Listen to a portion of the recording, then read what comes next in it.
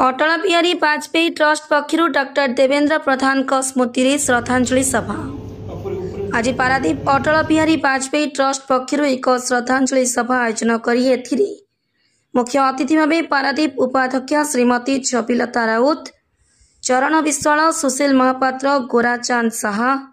कैलाश चंद्र साहू सह अटल बिहारी वाजपेयी ट्रस्ट अध्यक्ष अजित कुमार दास प्रथमे द्वीप प्रज्वलन करी पुष्पमाल्य अर्पण करथिले और देवेंद्र प्रधान जीवनी विषय रे आलोकपात करथिले और अमर आत्मार सद्गति पई प्रार्थना करथिले। अजित कुमार दास अटल बिहारी वाजपेयी ट्रस्ट अध्यक्ष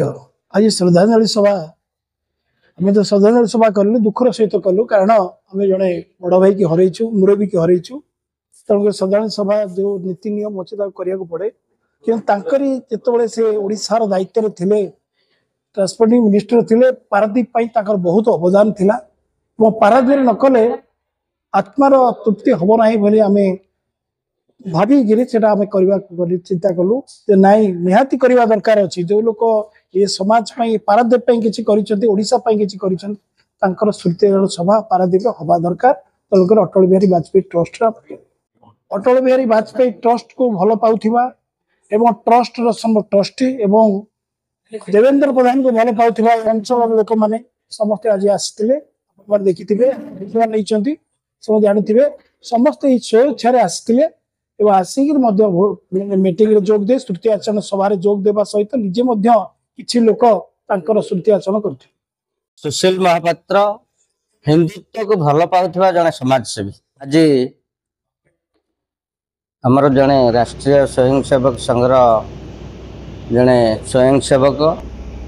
तथा विश्व हिंदू परिषदर जड़े पूर्व कार्यकर्ता एक राजनैतिक दलर ओडिशा प्रांतर सभापति दुई थर केंद्र मंत्री डाक्टर देवेंद्र प्रधान आज श्रद्धांजलि सभा अटल बिहारी वाजपेयी ट्रस्ट आनुकूल्य होता आमर तार मुख्य पुरोधा थिले अजित दास अजित भाई जे कि यही संगठन आज कार्यक्रम मुख्य पुरोधा और ट्रस्ट सभापति तांको सहित आमर वरिष्ठ राष्ट्रीय स्वयंसेवक संघ तथा विश्व हिंदू परिषदर जड़े कार्यकर्ता वरिष्ठ कार्यकर्ता पारादीप चरण विश्वाल महोदय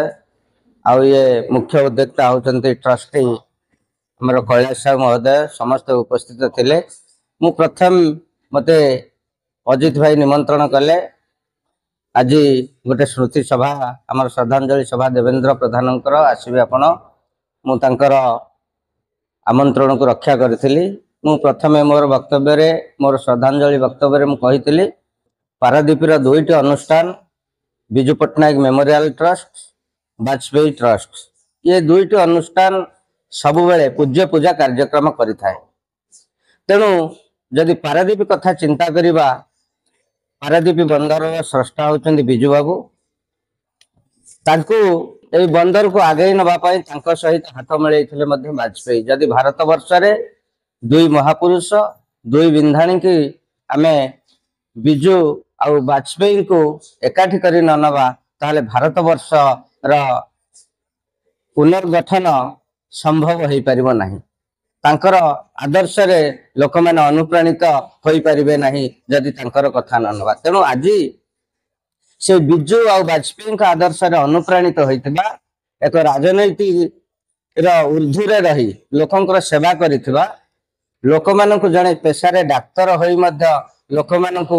योग आयुर्वेद माध्यम रे चिकित्सा